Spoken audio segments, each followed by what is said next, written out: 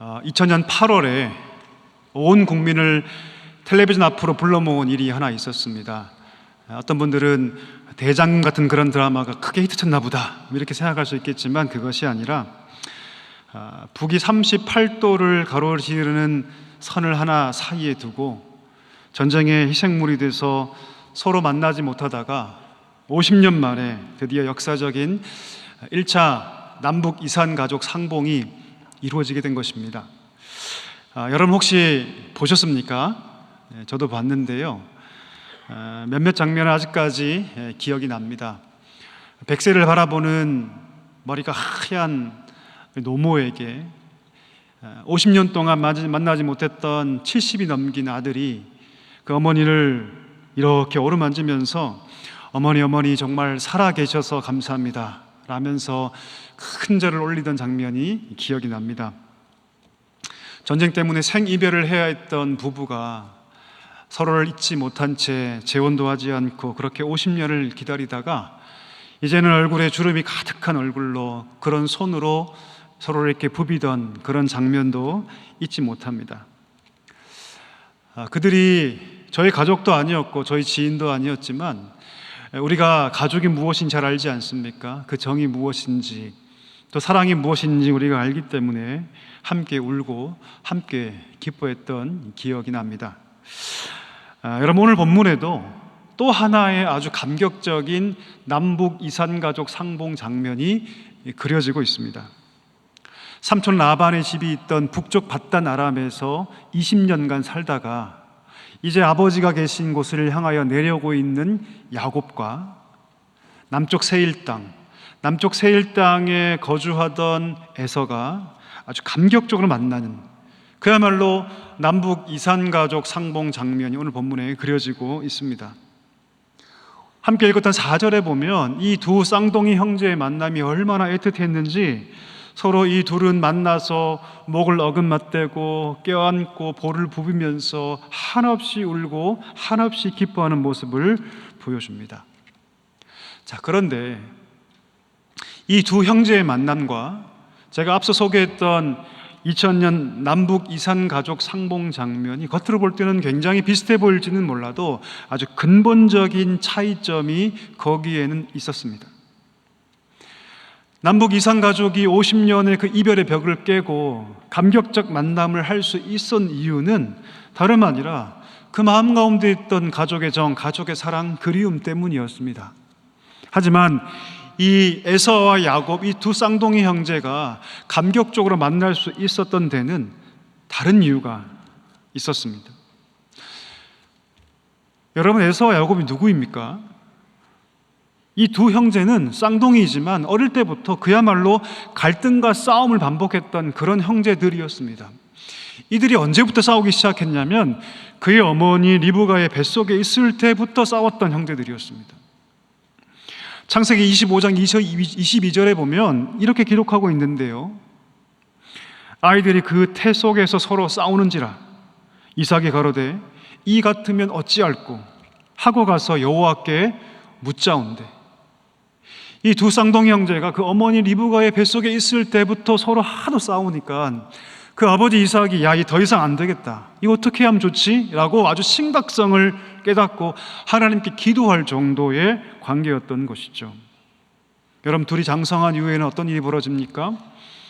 그 형 에서가 사냥터에서 갓 돌아와서 배고픔에 허기졌을 때 그 동생 야곱이 그 틈을 놓치지 않고 팥죽 한 그릇에 그 형의 장자권을 빼앗지 않습니까?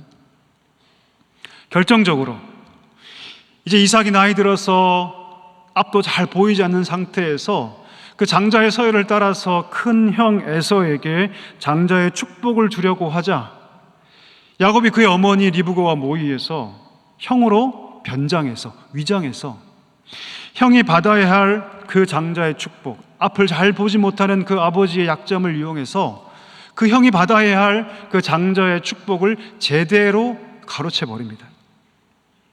사냥에서 돌아온 에서가 자기 동생 야곱이 자기로 위장해서 변장해서 자기가 받아야 할 그 장자의 축복을 가로챈 사실을 알고 아버지에게 달려가서 절규하고 외칩니다. 이렇게 얘기하죠. 아버지, 아버지. 동생 야곱이 나를 속여서 내가 받아야 할 그 장자의 축복을 다 가로채 가버렸습니다. 아버지, 내게도 빌복을 남겨두지 않으셨습니까? 이 빌복이 하나밖에 없습니까? 라고 절규하면서 내게도 축복하여 주옵소서, 내게도 축복하여 주옵소서라고 절규합니다. 이렇게 여러분 절규하면서 남은 복이라도 간구하고 있는 그 장자 에서를 바라보면서 이상한 큰 충격을 받죠. 그리고 그 일련의 사건 속에서 이삭은 하나님께서 과거에 자기에게 했던 한 말씀을 떠올립니다. 하나님께서 이삭에게 어떤 말씀하셨냐면 이런 말씀하셨거든요. 뱃속에 두 민족이 있구나. 자, 그런데 큰 자가 어린 자를 섬기게 될 것이다. 하나님 진작에 이 말씀을 이삭에게 하셨어요. 근데 이삭은 그 모든 것들을 다 까맣게 잊고 있었죠. 그런데 돌아가는 모든 환경과 상황 속에서 하나님의 주권과 섭리를 깨닫습니다. 아, 이 일에는 하나님의 계획이 있구나, 하나님의 섭리가 있구나. 그렇지, 그 옛날 하나님께서 내게 이렇게 말씀하셨지. 큰 자가 어린 자를 섬기게 될 거라고 말씀하셨지. 그 모든 일련의 사건 속에서 하나님의 섭리를 깨닫고 난 다음에 자기 앞에서 남은 복이라도 간구하고 있는 그 절규하는 에서에게 그 이삭은 이렇게 얘기합니다. 너는 칼을 믿고 생활할 것이다. 그리고 네 동생 아우를 섬기게 될 것이다.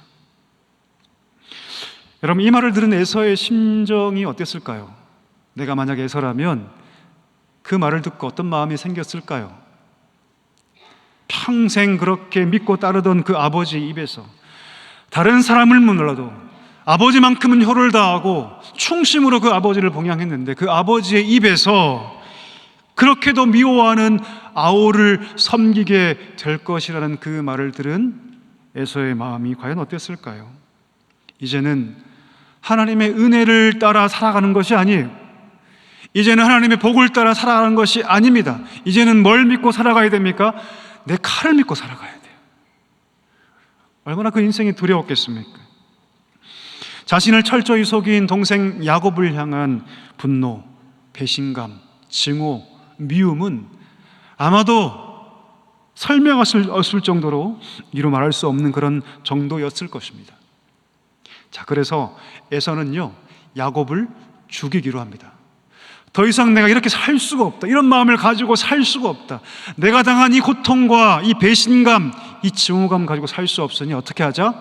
그래서 쌍둥이 동생을 내가 죽여버리자. 창세기 27장 41절에 보면요, 에서의 살해 의도를 볼 수 있거든요. 제가 한번 읽어보겠습니다. 에서가 야곱을 미워하여 심중에 이르기를 아버지를 곡할 때가 가까웠은즉 내가 내 아우 야곱을 죽이리라. 지금 에서는 살인 계획을 세우고 있습니다. 우발적 살인이 아닙니다. 지금 현재 그 분노에 못 이겨서 어쩔 수 없이 나아가는 그런 살인이 아니에요. 그는 계획 살인을 꿈꾸고 있습니다. 여러분, 그 범죄 심리학자들이 이런 말을 하거든요. 선량했던 한 사람이 누군가를 계획적으로 살인하는 그 과정이 있다고 합니다. 선량한 사람이 처음에는 그냥 작은 범죄를 저지른다고 하죠. 거짓말도 하고 좀도둑질도 하고 작은 범죄가 반복되다 보면 그 마음이 강팍해집니다. 그리고 나중에는 폭력적인 성향으로 바뀌기 시작하고 이제는 나의 이익을 위해서, 내 욕심을 위해서 다른 사람을 계획적으로 살인하는 데까지 간다, 이렇게 얘기를 하죠. 근데 오늘 본문에 보니까 에서는 그 모든 중간 과정을 다 한 번에 뛰어넘습니다. 한순간에 살인자로 전락해버립니다. 뭘 할 수 있을까요? 모든 중간 과정을 다 뛰어넘을 정도로 그 동생 야곱을 향한 분노와 증오는 이루 말할 수 없었다. 아주 극에 달해 있었다라고 우리가 짐작할 수 있습니다. 그의 어머니 리브가가 장자 에서의 살해 계획을 알아채죠. 그리고 저기 멀리 북쪽에 있는 밧단 아람으로 그 야곱을 보내버립니다. 이 상태로 이 두 형제가 20년을 떨어져 지낸 것이죠. 어떤 분들은 이렇게 말씀할 수 있을 것 같아요. 20년이 굉장히 긴 시간이니까 어쩌면 그 20년이란 시간이 이 두 형제의 모든 분노와 모든 증오를 다 잠재웠을 것이다. 물론 여러분 살다 보면요 그럴 때가 있죠. 여러분 저도 군대 갔더니 저를 정말 지독하게도 괴롭혔던 선임이 하나 있었습니다. 키도 제 어깨밖에 안 왔어요. 심지어 저보다 나이가 3살이나 어렸습니다. 근데 저를 지독하게 괴롭혔어요. 너무너무 미웠습니다. 근데 놀랍게도 여러분 2년이 다 지나니까요 그 미워하는 마음이 싸그리 없어지더라고요. 이런 경우가 살다 보면 있습니다, 분명히. 그렇죠? 근데 성경은 이 두 형제에게는 그것이 해당되지 않는다고 말을 해줍니다. 우리 한번 찾아볼까요?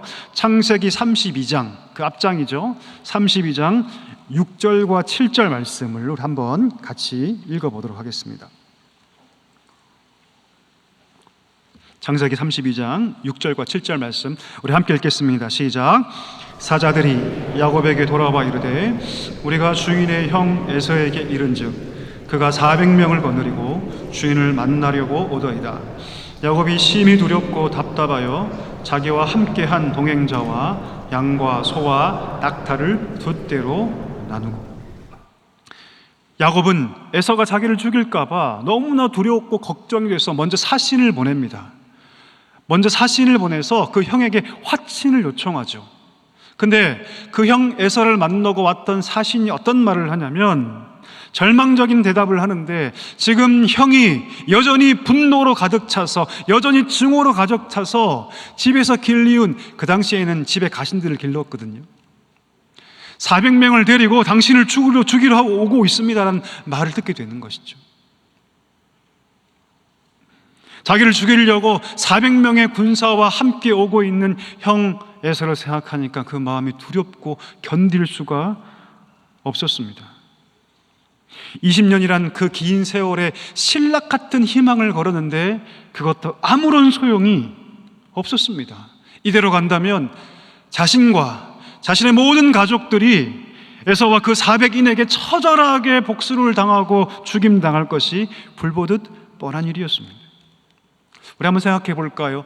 내가 만약 이런 절체절명의 위기에 처한다면, 나뿐 아니라 내 모든 가족이 다 멸절당할 만한 위기에 처한다면, 만약 여러분이라면 어떻게 행동하셨을 것 같습니까? 이런 절망적인 상황 속에서 오늘 야곱은 그 가족들을 먼저 다 보내고 홀로 어디로 가냐면 야복강으로 갑니다. 야복강. 그 야복강에 가서 얼마나 많은 고민을 했겠어요? 얼마나 많이 번뇌했겠습니까? 근데 거기서 그는 어떤 한 사람을 만나요. 놀랍게도 성경은 그 구절들 모든 내용들 다 기록하고 있지 않지만 야곱은 그 야복강에서 만난 그 사람이 하나님의 사람인 것을 직감합니다. 아, 하나님의 사람이구나. 그리고 그 하나님의 사람에게 자기가 처한 모든 인생의 문제를 걸어요. 그리고 뭐 하기 시작하냐면 매달려 씨름하기 시작합니다. 그 간구의 내용이 무엇이었을까요? 한번 볼까요? 32장 26절도 한번 읽어보도록 하겠습니다. 32장 26절 다 같이 읽겠습니다. 시작. 야곱이 이르되 당신이 내게 축복하지 아니하면 가게 하지 아니하겠나이다. 여러분 무슨 뜻입니까? 하나님 내게 축복하여 주옵소서. 제게 은혜를 베풀겠다고 약속하여 주옵소서. 내게 축복을 약속하시고 은혜를 약속하지 않으시면 나는 절대로 이 잡은 손을 놓지 않겠습니다. 그렇게 야곱은 그 하나님의 사람과 씨름하며 나아갑니다. 여러분 우리는 이 씨름의 결과를 다 알고 있죠. 이 씨름의 결과가 어떻게 되었습니까? 누가 이겼습니까? 야곱이 이깁니다. 야곱이 간절히 매달렸을 때 하나님은 그 야곱의 간절함을 이기지 못하시고 그를 축복해 주셨습니다.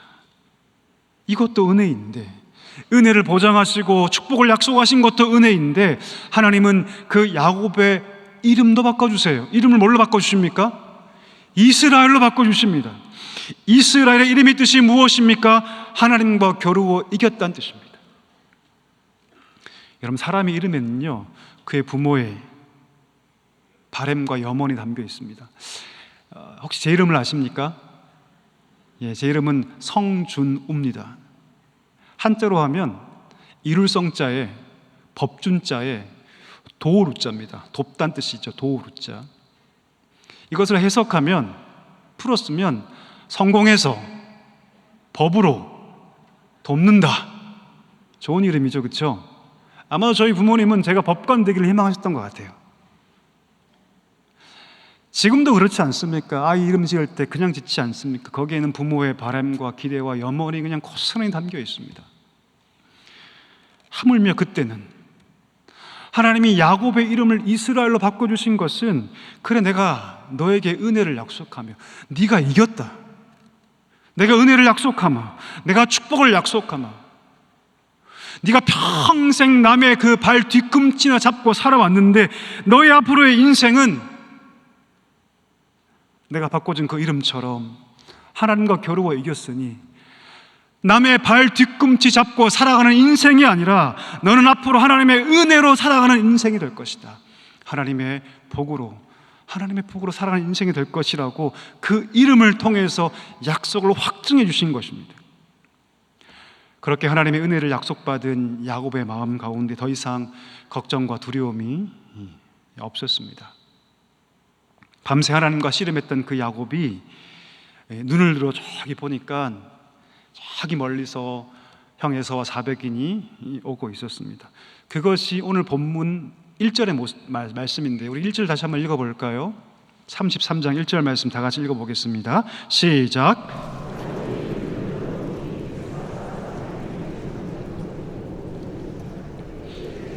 나누어 레와 라헬과 두 요정에게 맡기고. 아멘. 우리가 함께 읽었던 본문 가운데 눈을 들어라는 표현이 있죠. 눈을 들어. 이 눈을 들어라는 단어가 히브리어로 나샤라는 단어입니다. 나샤. 근데 이 나샤라는 단어는 여러분, 그저 고개를 숙이고 있다가 눈을 들어 무엇인가를 보았다는 외적인 행동만을 표현하는 단어가 아니라 그 행동하는 사람의 내적인 심리 상태를 반영하는 단어입니다. 자, 그러면 어떤 마음의 상태를 반영할까요? 감당하다, 받아들이다. 그냥 눈을 들어 보는 것이 아니라 모든 상황을 감당하고 받아들이며 그 상황을 본다는 뜻입니다. 저기 멀리서 형 에서와 400인이 오고 있는데 그 상황을 이제는 감당하며 받아들이며 보았다는 뜻입니다. 자, 어떻게 그렇게 그 모든 상황들을 감당하며 그들을 볼 수 있었습니까? 야복강에서 붙잡았던 그 하나님이 은혜를 약속해 주셨기 때문입니다. 축복을 약속해 주셨기 때문이죠. 내가 어느 길로 가든, 내가 누구를 만나든 하나님께서 내 삶을 복된 길로 인도하실 것이다. 나를 지키실 것이다. 나를 보호하실 것이다. 그 약속을 그가 붙잡았더니 그 마음 가운데 더 이상 두려움과 불안이 자리할 수 없었고, 이제는 그 모든 상황을 하나님의 그 은혜 때문에, 약속 때문에 이제는 그 모든 것들을 감내하고 받아들이며 볼 수 있었던 것입니다. 자, 그렇게 형 에서가 자기 눈앞에 도착하자 야곱은 모든 것들을 다 마음속으로 받아들이면서 지난밤에 씨름하다 다친 그 환도뼈, 그 당시에는 환도라고 둥근 칼이는 무기거든요. 이게 환도라고 고대 무기인데 그 무기를 허리춤에 찼기 때문에 그 허리뼈가 위골돼서 다리를 절았지 않습니까? 그렇게 다친 환도뼈로 다리를 절면서 그렇게 천천히 형 에서에게 나아갑니다. 당시 고대 근동의 풍습을 따라서 가장 최고의 존경의 표시였던 7번 절하는 거. 한 번 절하고 조금 더 가서 또 한 번 절하고 조금 더 가서 한 번 절하고, 그렇게 7번을 절하면서 형 에서에게 천천히 나아갑니다. 근데 여러분, 놀라운 일이 벌어지기 시작하죠. 당장이라도 자기를 죽일 것처럼 그렇게 기세등등하게 서 있던 에서가 달려와서 자기 목을 안고 어금맞대고 입을 맞추고 펑펑 우는 것입니다. 놀라운 일이 벌어진 것이죠. 아무도 예상할 수 없었던 놀라운 화해와 용서가 일어나게 된 것입니다. 사랑하는 충혈의 모든 성도 여러분, 어떻게 이 놀라운 화해와 용서가 가능하게 된 것입니까? 다른 이유는 아무것도 없습니다. 오로지 한 가지 이유밖에 없습니다. 그것은 무엇입니까? 오직 하나님의 은혜 때문인 줄 믿습니다. 하나님께서 축복을 약속하셨고 그 언약을 따라 하나님께서 역사하셨기 때문이죠. 끝이 보이지 않는 그 절망 속에서 야곱이 야복강에서 하나님 붙잡았을 때, 놀랍게도 하나님은 그 두려움 덩어리였던 야곱만 바뀌게 하신 것이 아니라 복수의 화신이었던 그 에서조차도 하나님은 바꾸셨던 것입니다. 20년을 마치 활활 타오르는 불덩이처럼 그 마음 가운데 복수를 불태웠던 그 에서의 마음을 하나님께서 같이 그 마음을 변화시키셨던 것입니다. 야곱에게 있던 두려움과 절망이 다 거치고 에서에게 있던 복수와 증오심, 미움이 다 거치니까 여러분 뭐만 남았을까요? 그리움만 남았습니다. 그리움, 보고 싶었던 마음, 가족의 사랑, 가족의 정, 그것만 남게 된 것이죠. 그래서 그들은 그렇게 오늘 본문처럼 함께 얼싸안고 기뻐하며 울 수밖에 없었습니다. 사랑하는 우리 성도 여러분, 오늘 말씀을 들으면서 무엇을 느끼고 계십니까? 오늘 우리는 이 본문을 통해서 우리가 믿고 따르는 그 하나님이 어떤 분이신가에 대해서 깊이 알 수 있습니다. 하나님 어떤 분이십니까? 하나님은 우리의 한계를 뛰어넘어 역사하신 하나님이신 줄 믿습니다. 우리의 상상, 우리의 생각 그 이상으로 역사하신 하나님, 은혜를 베푸신 하나님이신 줄 믿습니다. 인간의 생각의 한계대로라면 야곱은 20년의 복수심에 불타는 그 형 에서에게 처참하게 죽임 당했어야 했습니다. 그러나 야복강에서 야곱이 붙잡았던 그 하나님은 우리의 한계를 초월해서, 우리의 상상을 초월해서, 우리의 약함을 초월해서 은혜를 베푸시는 하나님이시기에 도무지 생각해도 해결되지 않을 것 같았던 그 절망의 문제가 일순간에 하나님의 은혜로 바뀌게 된 것입니다. 오늘 야곱은 에서와 그렇게 감격적인 만남을 한 이후에 이렇게 고백합니다. 10절 한번 볼까요? 10절 보면 중반부 이후에 야곱이 이렇게 얘기하죠. 내가 형님의 얼굴을 배운즉 누구의 얼굴을 배운 것 같사오며 하나님의 얼굴을 배운 것 같사오며. 분이엘, 하나님의 얼굴. 야곱은 이 모든 과정 속에서 자기의 한계, 자기의 약점, 모든 상상을 뛰어넘어 역사하시는 그 초월하시는 하나님, 그 하나님의 얼굴을 그 형의 얼굴을 통해 본 것입니다. 그 어젯밤에 야복강에서 보았던 그 하나님의 얼굴을 오늘 역사하시는 그 현장 속에서 그 형의 얼굴을 통해서 그 분이엘을 보았던 것입니다. 사랑하는 충혈의 모든 성도 여러분, 우리에게도 오늘 이 야곱이 가지고 있던 두려움과 절망이 분명히 있습니다. 여러분 어떠십니까? 여러분에게 가지고 있는 두려움과 절망과 걱정거리는 과연 무엇입니까? 지금 나를 불안하게 만들고 두렵게 하고 낙심하게 하는 것은 과연 무엇이죠? 3년 가까이 코로나를 보내면서 많은 어려움들이 찾아왔죠. 건강의 문제, 관계의 문제, 고독의 문제, 영적 침체의 문제가 우리를 찾아왔습니다. 혹시 그것 때문에 힘들어하고 있지 않습니까? 큰 경제적인 어려움 때문에 아둥바둥 살아가지만 사실 가진 것은 별로 없고 남과 비교해서 너무나 볼품없어서 지금도 두렵지만 앞날이 더 두렵게 느껴지지 않으십니까? 여러분 어떠십니까? 여러분의 마음을 잘 압니다. 그러나 걱정하지 않기를 소망합니다. 두려워하지 않기를 소망합니다. 왜 그렇습니까? 하나님 우리의 한계를 뛰어넘어 우리 인생 가운데 은혜 베푸시기 때문인 줄 믿습니다. 우리의 약점, 우리의 한계 하나님 다 알고 계세요. 우리 눈물이 무엇인지 하나님 다 알고 계세요. 그런데 하나님은 그것을 뛰어넘어 역사하십니다. 그 한계를 뛰어넘어 우리 인생에 찾아와 주셔서 오늘도 우리 인생 가운데 그 은혜를 베풀고 계시는 분임을 오늘 본문은 너무너무 절절하게 보여주고 계신다는 것이죠. 혹 코로나 때문에 힘들어 혼자 눈물을 훔고 계신 분이 계시다면 이 말씀이 여러분에게 위로의 말씀 될 수 있기를 간절히 소망합니다. 하나님은 우리의 걱정을 은혜로 바꾸시는 분인 줄 믿습니다. 우리가 하나님 붙잡을 때 하나님은 우리의 한숨을 뭐로 바꾸셔요? 찬송으로 바꾸시는 분이심을 믿습니다. 제가 예전에 정말 힘들 때가 있었거든요. 제가 결혼하기 전에 혼자 저기 사당동 낙성대 그 지하 단칸방에서 혼자 그렇게 살 때 정말 힘든 적이 한 번 있었습니다. 과연 내가 사역을 계속 해야 될까라고 정말 인생의 밑바닥을 갈 때, 내 주위에 아무도 없다고 느낄 때, 정말 하루하루 살아가는 게 힘들 때, 잠도 오지 않고 지쳐 잠이 들 때, 그때 겨우겨우 잠이 들었는데 한 새벽 3시쯤이었던 것 같아요. 하나님께서 꿈에서 저에게 말씀하시는데 너의 찬송을 듣고 싶다 이렇게 말씀하시더라고요. 그럼 저는 신비주의자가 아닙니다. 오해하지 마십시오. 근데 하나님께서 분명히 꿈을 통해서 내가 너의 찬양을 듣고 싶다. 그 메시지가 너무 강력해서 그냥 버뜩 잠이 깼어요. 봤더니 한 3시쯤 됐더라고요. 너무나 그 울림이 강해서 저 구석에 있던 기타 하나를 갖고 와서 그 새벽에 혼자 작은 목소리로 찬양하기 시작했습니다. 처음에는요 별로 느껴진 것도 없고 아무것도 없어요. 그러나 찬양이 반복되고 반복될 때 하나님 내 심령 가운데 말씀하기 시작하셨어요.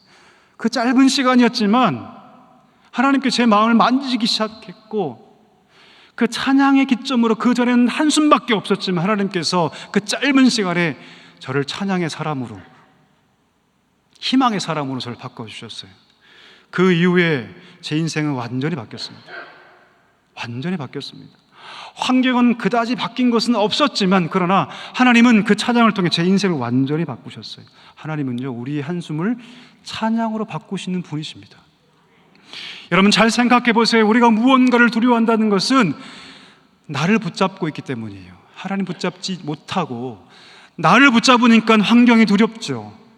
불안하고 떨리죠. 무섭죠. 야곱이 그랬습니다.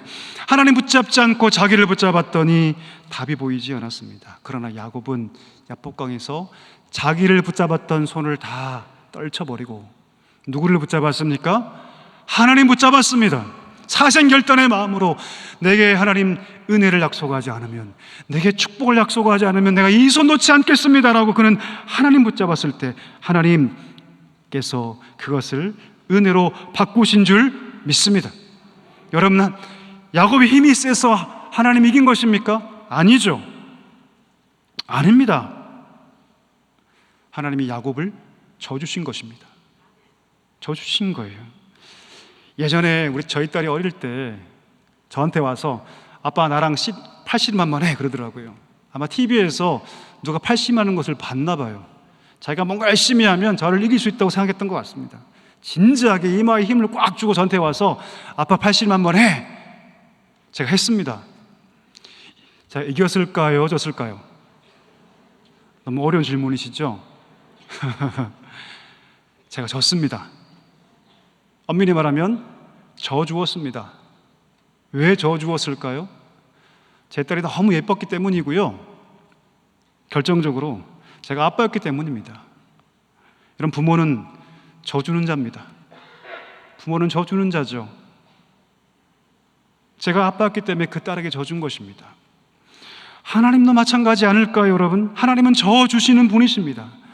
당신의 백성, 당신의 자녀인 우리가 야복강에 나아가서 하나님, 내 문제를 가지고 하나님 붙잡습니다. 하나님 내 인생을 바꿔 주옵소서. 이 눈물, 이 아픔이 바뀌어서 찬양이 되게 해 주옵소서. 이렇게 매달리고 간구하는 당신의 자녀들에게 하나님은 져주시는 분이심을 믿습니다. 이것이 하나님 아버지의 마음인 줄 믿습니다. 이런 말씀을 정리하기를 원합니다. 말씀을 정리하면 이 질문 반드시 해야 합니다. 그러면 여러분의 야복강가는 어디입니까? 여러분의 야복강가는 지금 어디시죠? 야복강가는 다른 데가 아니라 바로 기도의 자리입니다. 새벽마다 나와 기도하는 것, 금요 집회 때마다 주 앞에 나와 기도하는 것, 주일 예배 때마다 나와 기도하는 것, 아픔의 자리에서, 고통의 자리, 상처의 자리에서 무릎 꿇어 기도하는 바로 그 자리, 저는 그 자리가 야복강인 줄 믿습니다. 여러분, 그 야복강으로 지금 나아가고 계십니까? 어떠십니까? 대부분의 요단강 물은 여러분 흘러 죽음의 바다라고 하는 사해로 흘러갑니다. 그리고 그 사해에 흘러 들어가서 사해화됩니다. 죽음의 강이 되고 죽음의 바다가 됩니다. 자, 그런데 야복강은 그렇지 않습니다. 거기서 갑자기 방향을 선회해서 어디로 흘러가냐면 사해가 아니라 어디로 흘러가냐면 생명의 땅인 가나안 땅으로 흘러가서 그 가나안 땅에 생명을 주는 물이 됩니다. 그게 야복강이에요, 여러분. 하나님 그 야복강에서 우리를 기다리고 계세요. 그저 아무 의미 없이 사해로 흘러가는 그런 물이 아니라 그 방향을 선회해서 하나님 오늘 우리에게 야복강으로 와라. 그 강은 생명의 강이니 야복강으로 와서 나를 구하라. 나랑 씨름하자. 그럼 내가 져주겠다. 내가 은혜를 약속해 주겠다. 그러니 내게 나오라. 하나님께서 오늘 그 강에서 우리를 기다리고 계심을 믿습니다. 여러분, 우리도 이 문제 앞에, 이 고통 앞에 이 문제를 가지고 하나님께 나아가는 우리 모두가 될 수 있기를 간절히 소망합니다. 아픔이 아픔으로 끝나지 않도록, 고통이 고통으로 끝나지 않도록 하나님 왜 우리에게 고통 주실 거예요? 단 한 가지 이유예요. 그것은 무엇입니까? 야복강으로 오라고. 내가 거기서 기다리고 있으니 내게 나오라고, 기도하라고 하나님께서 그거 주신 것입니다. 그러니 여러분, 여러분의 인생 가운데 오늘 야곱이 경험했던 삶의 문제가 보이시거든 야복강에 나아가 하나님께 매달리는, 기도가 회복되는 놀라운 역사 있기를 간절히 소망합니다. 그럴 때 우리는 그곳에서 분이엘 하나님의 얼굴을 뵙게 될 줄 믿습니다. 그러면 우리가 거기서 마음껏 하나님을 찬양하고 예배하게 될 줄 믿습니다. 이 은혜가 우리 충현의 모든 가족들에게 충만하게 임하기를 간절히 소망합니다.